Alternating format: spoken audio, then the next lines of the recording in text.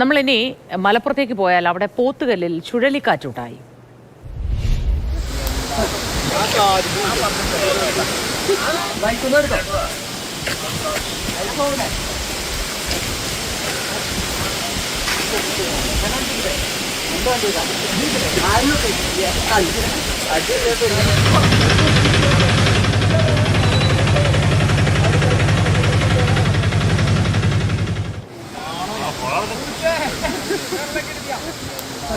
മലപ്പുറത്തു നിന്നും വിവരങ്ങളുമായി അരുൺ അമൃതനാഥ് ചേരുന്നു. Arun, good morning.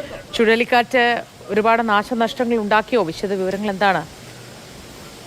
Good morning മോട്ടി. ഇന്നലെ രാത്രി 8 മണിയോടുകൂടിയായിരുന്നു ഈ ചുഴലിക്കാറ്റ് ഉണ്ടായത്. മലയോര മേഖലയിലാണ്, നിലമ്പൂർ പോത്തുകല്ലിലാണ് ഇത്തരത്തിൽ അരമണിക്കൂറോളം നീണ്ടു നിൽക്കുകയായിരുന്നു ചുഴലിക്കാറ്റ്. നിരവധി മരങ്ങൾ വീടുകൾക്ക് മുകളിലേക്കും വാഹനങ്ങൾക്ക് മുകളിലേക്കും ഒഴുകി വീഴുന്ന സാഹചര്യം ഉണ്ടായി.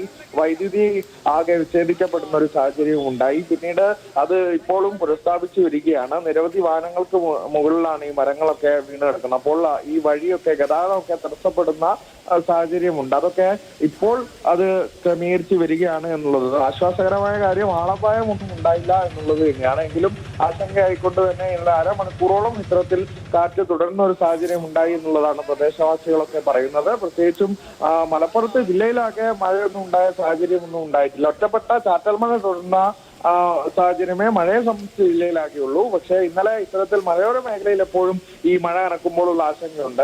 അതുപോലെയാണ് ഇപ്പോൾ പോത്തുകല്ലിലും ഇത്തരത്തിൽ ചുഴലിക്കാറ്റുണ്ടായത്. അരമണിക്കൂറോളം നീണ്ടു നിൽക്കുന്ന ചുഴലിക്കാറ്റാണ് ഉണ്ടായത്. അതുമായി ബന്ധപ്പെട്ട് നിരവധി നാശനഷ്ടങ്ങൾ ഉണ്ടായി. വാഹനങ്ങളും വീടുകൾക്കും ഒക്കെ മുകളിലേക്ക് മരങ്ങൾ വീണു. അതെല്ലാം ഇപ്പോൾ ഈ വഴിയുമായി ഗതാഗതമൊക്കെ ഇപ്പോൾ ക്രമീകരിച്ചു വരികയാണ്. ഒപ്പം തന്നെ വാഹനങ്ങൾക്ക് മുകളിൽ നിന്നും പ്രധാന പാതകളിൽ നിന്നുമൊക്കെ ഈ മരങ്ങളൊക്കെ മാറ്റുകയും ചെയ്യുകയാണ്. മോത്തി. ശരി.